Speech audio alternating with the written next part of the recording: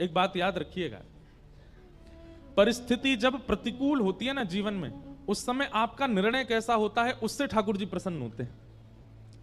अभी आपके जीवन में कोई परिस्थिति बिगड़ी हुई नहीं है, सुबह रात में सो जाते हैं चैन से, सुबह उठते हैं, बढ़िया पराठा पाते हैं, दोपहर में भोजन करते हैं, शाम का भोजन करते हैं, सो जाते हैं, फिर सुबह उठते हैं, कोई टेंशन नहीं है लाइफ में। तो इसका मतलब ये समझिए ठाकुर जी की दृष्टि नहीं है आपके ऊपर, इसीलिए सहजता से चल रहे हो। लेकिन जैसे ही ठाकुर जी मन बनाते हैं कि चलो अब इसकी परीक्षा ली जाए, तो रात्रि की नींदें उड़ जाएंगी, सुबह का नाश्ता पाने की इच्छा नहीं होगी, दोपहर के भोजन आधी रोटी में ही पेट भर जाएगा, रात्रि का भोजन केवल दूध पी के सो लिया करोगे, चिंता के कारण करवटें बदलते रहोगे, नेत्रों से पनारे बंद नहीं होंगे, हर व्यक्ति पर संशय होना प्रारंभ हो जाएगा, हर व्यक्ति पर शक होना प्रारंभ हो जाएगा, हर व्यक्ति से अपनी स्थिति की मदद मांगने की इच्छा प्रकट होने लग जाएगी। समझ जाओ ठाकुर जी परीक्षा ले रहे हैं अब। और उस परीक्षा के समय पर हमारा जैसा निर्णय होता है वो निर्णय ठाकुर जी को प्रसन्न करता है। जैसे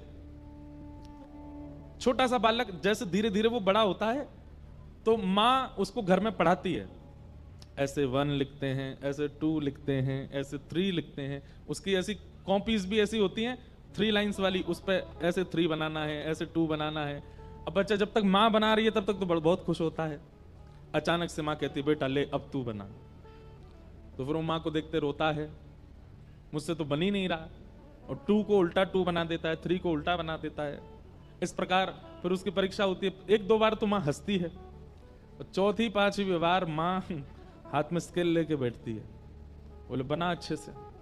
और फिर वो बालक ये सोचता है मेरी सबसे बड़ी शत्रु मेरी मां है, मेरे पिताजी बस मुझसे प्यार करते हैं, क्यों? क्योंकि वो होमवर्क नहीं करवाते मुझसे, मां करवाती है। कई घरों में पिता करवाते हैं। ठाकुर जी हमको कब कब अच्छे लगते हैं? जब जब सब हमारे अनुकूल चल रहा है, बिहारी जी आपसे बढ़िया कोई नहीं है, सब बहुत अच्छे हैं। लेकिन जैसे ही प्रतिकूल स्थिति आती है भय लगने लग जाता है। वास्तव में आपको भयभीत नहीं होना है उनसे जो परीक्षा ले रहे हैं, बस परीक्षा को बुद्धि लगा करके पार करना है। जीवन में आई हुई परीक्षा में आप निर्णय कैसा लेते हैं, ठाकुर जी उससे प्रसन्न होते हैं।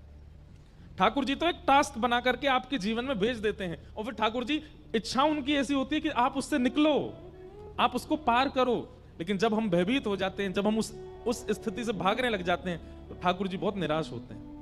इसको इतनी कथाएं सुनवाई, आजकल तो इसके फोन में यूट्यूब में भी हम सब संत जनों की वाणी भेजते रहते हैं, फिर भी इतना विचलित हो रहा है, इतना परेशान हो रहा है, इतना दुखी हो रहा है। लेकिन जीवन में आई हुई परिस्थिति को परीक्षा मान करके और निर्णयात्मक बुद्धि से जब उसको पार कर लेता है कोई व्यक्ति, विचलित नहीं होता, ठाकुर जी उससे बहुत प्रसन्न होते हैं। इसलिए हमारी प्रार्थना बंधुओं,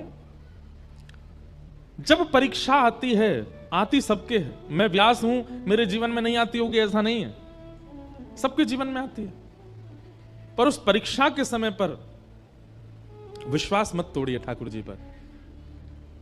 आप लोग, मुझे पता है कई लोगों की ऐसी ऐसी परिस्थिति होती है, कभी कभी एकांत में जब मैं सुनता हूं तो मैं खुद सोच में पड़ जाता हूं कि इस परिस्थिति से कैसे निकलेगा। लेकिन संसार में एक भी परिस्थिति ऐसी नहीं है जिससे एग्जिट पॉइंट ठाकुर जी ने ना बनाया हो, सबका है। बस आप विचलित मत हो।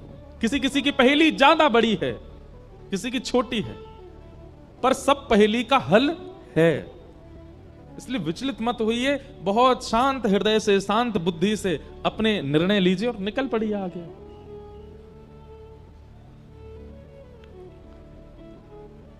ठाकुर जी की प्रसन्नता नाम जप से है, ठाकुर जी की प्रसन्नता वैष्णव तिलक धारण से है, ठाकुर जी की प्रसन्नता एकादशी व्रत धारण से है।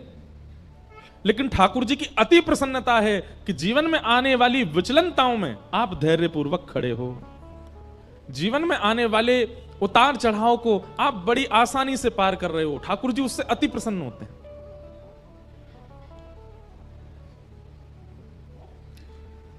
द्रौपदी और पांडवों के प्रति जो ठाकुर जी का प्रेम है ना, वो इसीलिए है क्योंकि इतनी परिस्थितियां आई और पांडव टूटे नहीं, द्रौपदी टूटी नहीं।